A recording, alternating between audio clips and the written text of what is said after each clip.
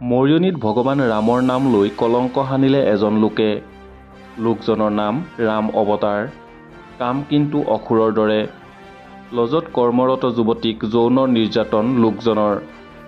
Mariani NST তিনিআলিস্থিত Jagadamba Bhawan and লজত সংঘটিত হৈছে এই ঘটনা। লজটোৰ স্বত্বাধিকাৰী ৰাম অৱতাৰ আগৰৱালৰ বিৰুদ্ধে উঠিছে এই অভিযোগ। নিৰ্যাতিত যুৱতীগৰাকী কোনোমতে পলাই আহি সমীপতে থকা হিৰো কামাখ্যা মটৰ্ছ ডিলাৰত উপস্থিত হয়। যুৱতীগৰাকীয়ে স্থানীয় ৰাইজ আৰু পৰিয়ালক ঘটনাৰ সবিশেষ বৰ্ণনা কৰাত উত্তপ্ত হৈ পৰে পৰিস্থিতি। লম্পট ৰাম অৱতাৰ আগৰৱালাক উত্তম মাধ্যম সোধাই যুৱতীগৰাকীৰ পৰিয়ালৰ লগতে একাংশ ৰাইজে। পিছত মৰিয়নি আৰক্ষীক ৰাইজে চমজাই দিয়ে লম্পট ৰাম অৱতাৰ আগৰৱালাক। যুৱতীগৰাকীক যৌন নিৰ্যাতন চলোৱাৰ সম্পূৰ্ণ দৃশ্য বন্দী হৈছে লজটোৰ CCTV কেমেৰাত। আমি অফিস ৰুমত বহিছিলো দে, তাৰপাছত আহিলো, ই হাতটো মোৰ ধৰিলে, তাৰপাছত মানে ধেমালি কৰি যে মোৰ হাতটো এনেকুৱা ঘূৰাই দিলে। তাৰপাছত মই বহি গলো তলতে, এৰাবলৈ নোৱাৰিছিলো। তাৰপাছত বহাৰ পাছত মোক হাত সোমাইছিলে তলত পেলাই। আগতেও কৰিছিলে এনেকুৱা কাম কৰি থাকিলে আহি পেলাই ফটককে ধৰি দিয়ে। তাৰপাছত মই তাক মাৰিলো, মই এৰাবই নোৱাৰিছিলো। তাৰপাছত মোৰ লগতো ধৰি পৰাই তলত গ'ল, ই তলত যাই পেলাই তলত গ'লে। তাৰপাছত ময়ো আহিলো তোক মাৰিবলৈ। তাৰপাছত ই কৈছে যে পইচা দিম, কাকো নকবি, মাতি আছে পইচা দিবলে, আমি নগলো। তাৰপাছত ই মোক কবলৈ আহিছে, ওপৰত মাতিছে মোক পইচা দিবলে। 3 সপ্তাহ হৈছে। নাই, আছিলে আমাৰ মেনেজাৰটো আছিলে আৰু মোৰ লগৰটো।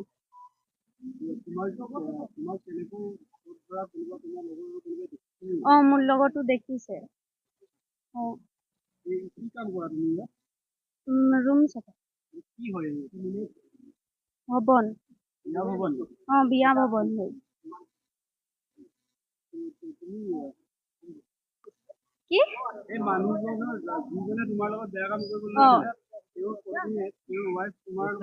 ই কৈছে যে কাকো নকবি, পইচা দিম, তই চাইছ নাই মোৰ বাবা মৰি গল, মোক চা এবাৰ, তই পইচা দিম, কিমান লাগিব ক'লে। তাৰ মাইকীটো ক'লে। ফোন কৰিছিলে। তাৰ পাছত মই দি দিলো। তাৰপিছত মোক মাতিলে, এইফালে বহিলো মই, মোৰ লগৰটোৰ লগত কথা পাতিলে।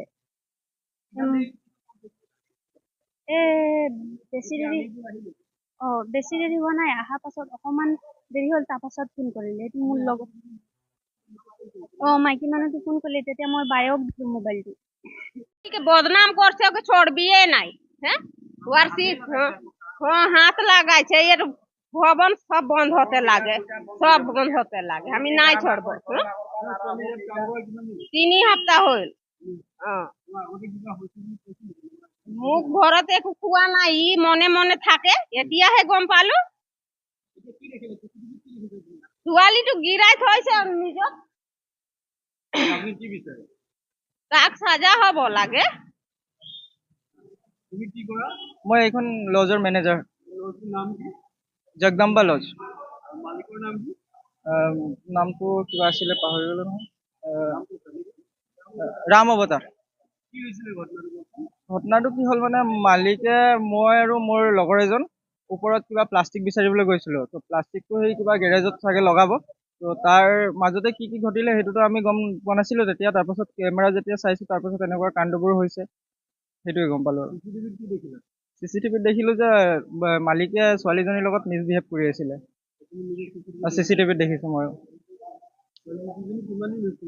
ছোৱালীৰ কিজনী 3 সপ্তাহ হৈছে কাম কৰা ইয়াত।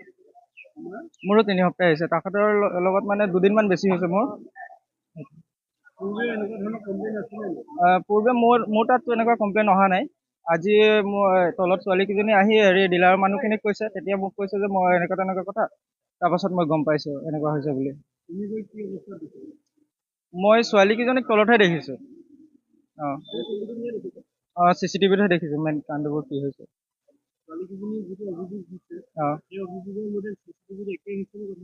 একে আছে, চেম একে আছে। হয়, প্ৰথম অৱস্থাত মই যেতিয়া ঘৰত আছিলো আৰু ঘৰত থকা সময়ত ইয়াৰ পৰা ভাইটি এজনৰ ফোন গ'ল, আৰু ফোন যোৱাৰ পিছত তেওঁ ক'লে যে এনেকুৱা ঘটনা হৈছে। তাৰপিছত আমি লগে লগে ঘৰৰ পৰা ওলাই আহি মই আৰু আমাৰ মৰিয়নি মোৰ লগৰ বন্ধুসকল আমি ওলাই আহিলোঁ। ওলাই অহাৰ পিছত যেতিয়া বিষয়টো চাওঁতে আমি গম পালোঁ, CCTV ফুটেজটো যেতিয়া দেখিলোঁ তেতিয়া গম পালোঁ। আৰু যেতিয়া মানুহজনক সুধিছোঁ, মানুহজনে কৈছে যে বোলে মই ধেমালিহে কৰি আছিলোঁ।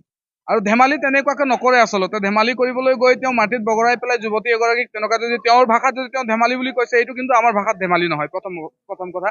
দ্বিতীয় কথা, দুখীয়া শ্ৰেণীৰ মানুহে কাম কৰিবলৈ আহি যেতিয়া আমাৰ যুৱতীসকলে বা কোনোবা এনেকুৱা কাম কৰিবলৈ আহে, তাৰপিছত কাম কৰিবলৈ আহি এচাম মানুহে কিন্তু তেওঁলোকৰ মানসিকতাৰ এনেকুৱা ধৰণৰ মানসিকতাৰ চিকাৰ হ'বলগীয়া হয় যুৱতীসকল। আৰু ইয়াত আহি তেওঁলোকে মালিকজনে, যিজন মানুহ নেকি আজি এনেকুৱা ধৰণৰ কাণ্ড কৰিলে, প্ৰথম অৱস্থাত আমাৰ মৰিয়নিত এনেকুৱা ঘটনা হোৱাৰ বাবে আমি এনেকুৱা ঘটনাৰ বাবে আমি লাজ পাইছো। লাজ পোৱাৰ পিছত আৰু এই মানুহজনক কিন্তু পুলিচ প্ৰশাসনে তদন্ত কৰি এক বিহিত ব্যৱস্থা গ্ৰহণ কৰিব লাগে। ইয়াৰ লগে লগে আমি যেতিয়া কথাটো গম পালো, যেতিয়া আমি তদাৰক কৰিলো, তাৰপিছত আৰু লগে লগে পুলিচ প্ৰশাসনক আমি জনালো। কিন্তু পুলিচ প্ৰশাসন আহোঁতে কিন্তু বহুত লেট কৰিছে। তেওঁলোকৰ হাতত গাড়ী নাই বুলি কৈছে আৰু বিভিন্ন ধৰণৰ তেওঁলোকেও কথাবিলাক কৈছে। ইয়াত এটা চেঞ্চিটিভ এটা পৰিস্থিতিৰ সৃষ্টি হ'বলগীয়া আছিলে। ভাগ্যটো ভাল যে তেনেকুৱা কোনো ধৰণৰ ঘটনা নঘটিলে। আৰু সেইবাবে পুলিচ প্ৰশাসনে এইবিলাক বিষয়ত অলপ সজাগ হ'ব লাগে। এনেকুৱা ধৰণৰ কেছবিলাক হ'লে তেওঁলোকে যিমান সোনকালে পাৰে সিমান সোনকালে আহিবৰ কাৰণে তেওঁলোকে ব্যৱস্থা ল'ব লাগে। আৰু লগে লগে আৰু এটা কথা কওঁ, মই এনেকুৱা ধৰণৰ মানসিকতাৰ এতিয়াও মৰিয়নিত আছে বুলি আমি কিন্তু বিশ্বাস কৰা নাছিলো। কেলে বুলি ক'লে মৰিয়নি এটা শান্তিপ্ৰিয় ঠাই বুলি আমি বিশ্বাস কৰোঁ। কিন্তু আজি বহুত দিনৰ পিছত এনেকুৱা ধৰণৰ এটা ঘটনা সংঘটিত হোৱাটো আমি লাজ পাইছো। আমি ধিক্কাৰ জনাইছো। এতিয়াও যদি কোনো এনেকুৱা ধৰণৰ মানসিকতাৰ মানুহ আছে, তেওঁলোকে কিন্তু সাৱধান হৈ যাওক। অন্যথা কিন্তু তেওঁলোকৰ প্ৰতি কিন্তু আমি পৰৱৰ্তী সময়ত যদি এনেকুৱা আৰু কোনোবা ওলাইছে বুলি আমি গম পাইছো, তেতিয়াহ'লে কথা বেয়া হ'ব। এইটোৱে আচলতে মানুহবিলাকে সুবিধা পাইছে, চান্স পাইছে, আৰু সেইকাৰণে তেওঁলোকে যি মন যায় তাকে সামাজিকভাৱে তেওঁলোকে কৰিব বিচাৰে। তেওঁলোকে প্ৰশাসনৰ ওপৰতো ভয় নাৰাখে, ওচৰ চুবুৰীয়া মানুহৰ ওপৰতো ভয় নাৰাখে, আৰু সেইবাবে তেওঁলোকৰ ওপৰত কিন্তু কঠোৰতকৈ কঠোৰতম ব্যৱস্থা গ্ৰহণ কৰিব লাগে প্ৰশাসনে। মৰিয়নিৰ পৰা সূৰ্য দাসৰ ৰিপৰ্ট, NE এক্সপ্ৰেছ।